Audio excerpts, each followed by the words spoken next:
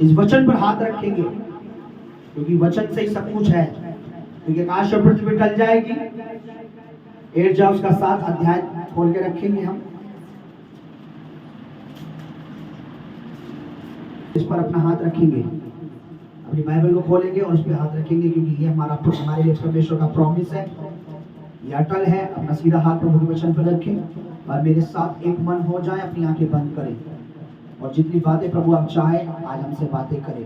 प्रभु जितना समय लेना चाहे प्रभु आत्मा ले, क्योंकि हमारे जीवन का समय सब परमेश्वर पे है, सब परमेश्वर के हाथों में। क्योंकि जब हम परमेश्वर को समय देंगे, आई बिलीव परमेश्वर मेरी लाइफ का मुझे बेस्ट समय देगा। आइए मेरे पीछे प्रार्थना करेंगे। सर्वशक्तिमान परमेश्वर, फिर से बोलेंगे पवित्र परमेश्वर, तेरा सारा वचन पवित्र है, तेरा सारा वचन सत्य है, तेरा वचन मेरे लिए रोशनी चिराग है, आपका वचन मेरे लिए सोने और चांदी से उत्तम है। बोले मैं दुनिया की नहीं सुनता, मैं आपके वचन पर विश्वास करता हूँ, मैं आपके वचन को सुनता हूँ, मैं आपके वचन पर विश्वास करता हूँ। यदि आकाश और पृथ्वी तो टल जाएगी, आपका वचन बिना पूरा हुए कभी ना टलेगा। जितना वचन आज हम सुने, एक एक वचन मेरे हृदय पर, मेरी हृदय रूपी पट्टी पर लिख दिया जाए सदा के लिए। मैं तेरे वचन में बना रहूं, तेरा वचन मुझ में बना रहे। तो यीशु के नाम में मांगता हूँ, आमीन। जो कुछ वचन से नहीं है या वचन से हटके है, उसमें ना हमारे लिए लाभ है, ना हमारे लिए फायदा है। एर्जा की किताब पुराने नियम में, एर्जा एक प्रभु का दास हुआ। ये परमेश्वर के वचन को बहुत अच्छी तरह जानता था, और ये जब आप पढ़ेंगे पूरी पुस्तक, आप बहुत ही रोमांचक, आप बड़े आनंदित हो जाएंगे। उनको प्रभु ने कैसे उनको मंदिर बनाने के लिए अपने, और इसी वचन में जब हम पढ़ते हैं तो प्रभु ने बहुत सारी बातें इसमें हम देखें। लेकिन हम इसका 8 अध्याय और इसका 21 पद से हम लोग आज देखेंगे, और कुछ बातें मैं आपके साथ साझा करूंगा। तब मैंने वहां अर्थात वहां नदी के तट पर उपवास का प्रचार इस आशय से किया कि हम परमेश्वर के सामने दीन हों और उससे अपने बाल बच्चों और अपनी संपत्ति के लिए सरल यात्रा मांगे। Hallelujah, hallelujah. प्रभु का दास एर्जा कहता है कि मैंने, और एक नदी जिसके बारे में यहाँ अहवाब नदी के तट पर हमने अनाउंसमेंट करी, सब लोग उपवास करेंगे। और फास्टिंग का जो रीजन उसने बोला, रीजन ये था कि वो एक गुलामी के देश से निकलकर वो इजराइल यानी प्रतिज्ञा के देश में रास्ते जा रहे थे, और उन्हें पता रास्ते में कई तरह के शत्रु होंगे और हमारी संपत्ति, हमारे बच्चे, हमारी चीजों का नुकसान हो सकता है। उन्होंने कहा, हमने बोला सब उपवास करेंगे और सब मिलकर परमेश्वर से क्या करेंगे? प्रार्थना करेंगे। चर्च में देखिए क्या करेंगे? क्या करेंगे? हम सब मिलकर उपवास करेंगे इस विषय पर, इस आशय पर कि प्रभु इस यात्रा में हमारे सामान की, हमारे धन की, हमारे परिवार की क्या करना? तू रक्षा, सुरक्षित। और यहाँ पर मैंने एक बात जो देखी इन दिनों, वो ये देखी, प्रभु का दास कहता है, क्योंकि मैंने दल और सवार राजा से मांगने से लग जाता था, क्योंकि हम राजा से कह चुके थे हमारा परमेश्वर अपने सब खोजियों पर भलाई के लिए कृपा दृष्टि करता है। ये कहता है कि मैंने राजा से सहायता इसलिए नहीं मांगी क्योंकि राजा के सामने हमने घमंड से कह दिया था परमेश्वर अपने खोजियों की रक्षा, परमेश्वर अपने लोगों की रक्षा। अगर हमने राजा से कहता कि राजा जी आप मुझे सैनिक दे दो, तो राजा कहता इसने तो मुझसे कहा था कि परमेश्वर इन्हें बचाता है, इन्हें तो मेरे सैनिक की जरूरत पड़ रही है। लेकिन मैं लज्जाता था, मेरे को शर्म आ रही थी उसके पास बोलने से, इसलिए मैंने परमेश्वर के आगे सबको बोला उपवास रखो, सब लोग प्रेयर करो और हम उस जगह पर पहुंच जाएंगे जहां परमेश्वर हमें ले जाना चाहता है। 22 में लिखा, क्योंकि मैं मार्ग के शत्रुओं से बचने के लिए सिपाहियों का दल सवार राजा से मांगने से लग जाता था। हमारा परमेश्वर अपने सब खोजों, मैंने राजा से बोला, कृपा दृष्टि करता है और जो उसे त्याग देते हैं उसका बल और कोप उनके विरुद्ध में है। अब देखिए 23 में, इस विषय पर हमने उपवास करके अपने परमेश्वर से प्रार्थना की और उसने हमारी सुनी। मैं आज आपको बताना चाहता हूं, जिस परमेश्वर की आप भक्ति कर रहे हैं, जिस परमेश्वर की आप पूजा कर रहे हैं, जिस परमेश्वर को यीशु मसीह के नाम से आप जानते हैं, जिसके साथ आप मिलकर उपवास कर रहे हैं, मैं आपको दावे के साथ कहता हूं, वो सुनने वाला परमेश्वर है। वो आपकी प्रेयर को, आपकी प्रार्थनाओं को वो सुनने वाला परमेश्वर है। मैं फिर से कहना चाहता हूं, वो आपके फास्टिंग में, आपकी प्रार्थना को, अपने आपके उपवास में आपकी प्रार्थना को सुनने वाला परमेश्वर है। मैंने जो एक बात सीखी इस वचन से, कि परमेश्वर से विश्वास के साथ जब हम कुछ बातें करते हैं, जब हम परमेश्वर के विश्वास के साथ कुछ चीजें रखते हैं, उन्होंने एक मार्ग में आने के लिए बातें रखी, और उससे पहले उन्होंने उपवास किया कि प्रभु हम इधर से इजराइल जा रहे हैं, उस नगर में जा रहे हैं, प्रतिज्ञा के देश में जा रहे हैं, रास्ते में बहुत से शत्रु होंगे, बहुत से हमारा धन संपत्ति, हमारी चीजों की तो रक्षा करना। लिखा इस विषय पर परमेश्वर ने हमारी प्रार्थना को कैसे वहां से वो चले, और जहां पहुंचना तो वो वहां से ही सलामत। चर्च में आपको बता रहा हूं, दूसरों की बातें सुनना बंद कर दीजिए, जो परमेश्वर के वचन को नहीं जानते। ऐसी पोस्टें देखना बंद कर दीजिए, ऐसे यूट्यूब चैनल बंद कर दीजिए, ऐसी बातें बंद कर दीजिए। ऐसी बातें सुनिए जो आपको बताएं कि परमेश्वर जीवित है और आपकी सुनता है। आपका हर बोया बीज का वो आपको हिसाब देता है। आपका हर समय जो आप प्रभु में बिता रहे हो, आपकी हर गवाही जो लोगों को दे रहे हो, प्रभु ने उसका हिसाब रखा है। मैं सच बता रहा हूं आपको, आपका विश्वास देख रहा है। हमें लड़ाई विश्वास की लड़ाई है। एक पूरा जोर लगा रहा है हमें अब विश्वासी करने के लिए, और एक पूरी ताकत दे रहा है परमेश्वर हमें विश्वासी रहने के लिए। आमीन। मेरे को बड़ा अच्छा लगा जब मैंने पढ़ा। पढ़िए 23 पद क्या लिखा हुआ है, एर्जा पुराना नियम 576। हाँ जी, इसी विषय पर हमने उपवास करके अपने परमेश्वर से प्रार्थना की और उसने हमारी सुनी। इस विषय पर हमने ये विषय रखा, हमने उपवास करा, और उपवास के साथ हमने प्रार्थना करी, और परमेश्वर ने हमारी उपवास और हमारी प्रार्थना को सुना। मैं हर दिन यहाँ 1 घंटे जब हम प्रेयर करते हैं ना, मैं हर दिन चर्च को ये बताता हूँ कि आपको पता है हम यूं नहीं बुड़बुड़ा रहे, हम यूं नहीं पका रहे, हम यूं नहीं बुड़बुड़ कर रहे, हम यूं बुड़बुड़ नहीं कर रहे। एक है जो कान लगाकर हमारी सुन रहा है, एक है जो हमारे घुटनों को देख रहा है, एक है जो हमारे हाथ उठाने को देख रहा है, एक है जो सुन रहा है कि यहाँ से खड़े होकर हम क्या प्रार्थना कर रहे हैं, हम यहाँ बैठ कर क्या प्रार्थना कर रहे हैं। पर लोगों का आज विश्वास नहीं है। लोगों ये तो विश्वास है, मेरे ऑनर ने, मेरे मालिक ने जो बोला, मेरे बॉस ने जो बोला, मेरे रिश्तेदार ने जो बोला, मेरे पड़ोसी ने जो बोला, मेरे इसने जो बोला, मेरे उसने जो बोला, वो शायद सच हो जाएगा। लोगों को यहाँ तक विश्वास है, रास्ते में नाम नींबू पड़ा, मेरे पैर रख दिया गया, इससे कुछ हो जाएगा। उसने मेरे घर में लौंग इलायची फेंक दी, इससे कुछ हो जाएगा।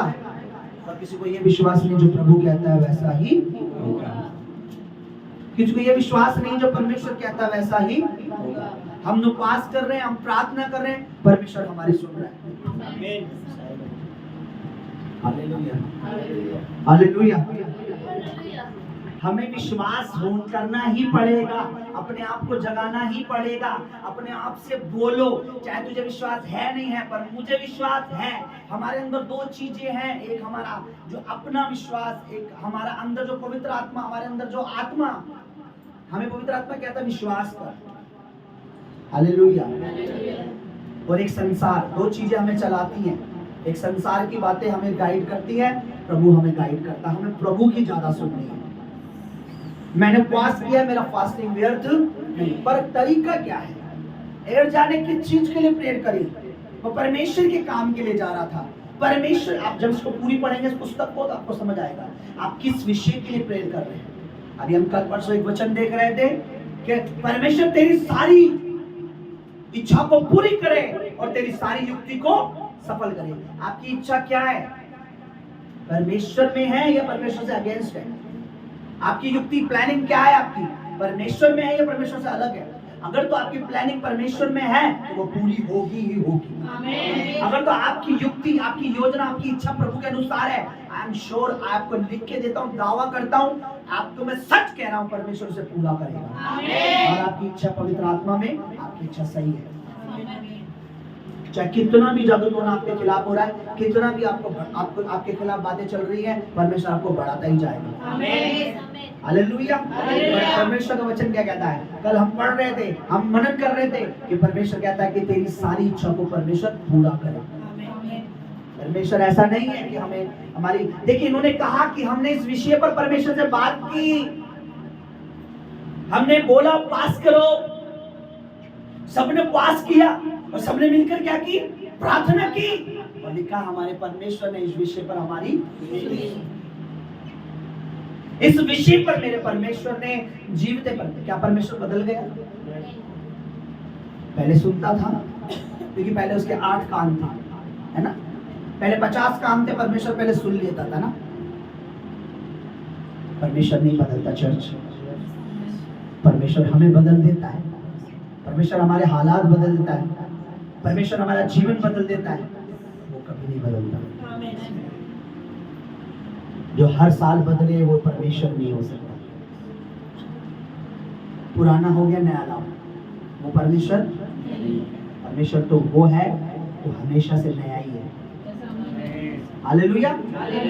आपको क्या लगता है? आज हम दुआ कर रहे हैं, आज हम जो हर ये 40 दिन हम फास्टिंग कर रहे हैं, रुकावट आएगी, वो चाहे बीमारी दे, वो महामारी दे, जो कुछ भी दे, तुम्हारी बॉडी में पेन दे, तुम्हारे शरीर में दुख दे, आपको चक्कर दे, क्योंकि उसको पता है अगर इसको चक्कर नहीं दूंगा, से बीमारी नहीं दूंगा, से तकलीफ दूंगा, अगर इसके उपवास पूरा हो गए, इसने उपवास के साथ जो दुआएं की हैं, वो परमेश्वर इसकी जरूर सुनेगा।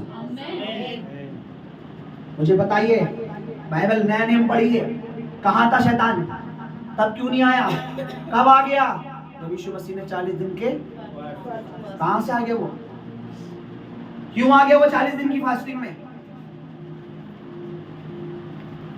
क्योंकि उसको पता है इसकी फास्टिंग पूरी होगी और कुछ तो ऐसा बड़ा होगा ही होगा। और हुआ भी। उसी समय से प्रभु ने प्रचार करना शुरू कर दिया। चर्च, आज ये समय अपने अंदर की इंसान को, अपने अंदर के विश्वासी को जगाओ। शरीर कमजोर है, कोई बात नहीं, आत्मा तो बलवान है। अंदर आत्मा को बोलो कि होगा कुछ। हमारी फास्टिंग बेकार, हमारा उपवास व्यर्थ, हमारी प्रार्थना व्यर्थ, कुछ तो बदलाव परमेश्वर बड़ा करेगा ही। मुझे बड़ा अच्छा लगा। पढ़िए ब्रदर एक बार फिर से इसी विषय पर। नहीं, 21 से पूरा पढ़ दीजिए जरा मेरे लिए। तब मैंने ये वहां अर्थात हवा नदी के तट पर, अब पढ़िए। तब मैंने वहां अर्थात अहवा नदी के तट पर उपवास का प्रचार इस आशय से किया, इस आशय, मुझे ये आशा थी कि हम परमेश्वर के सामने दीन हों और उससे अपने अपने बाल बच्चों और अपनी समस्त संपत्ति के लिए सरल यात्रा मांगे, सरल मार्ग मांगे। आगे, क्योंकि मैं मार्ग के शत्रुओं से बचने के लिए सिपाहियों का दल और सवार राजा से मांगने से लज्जाता था।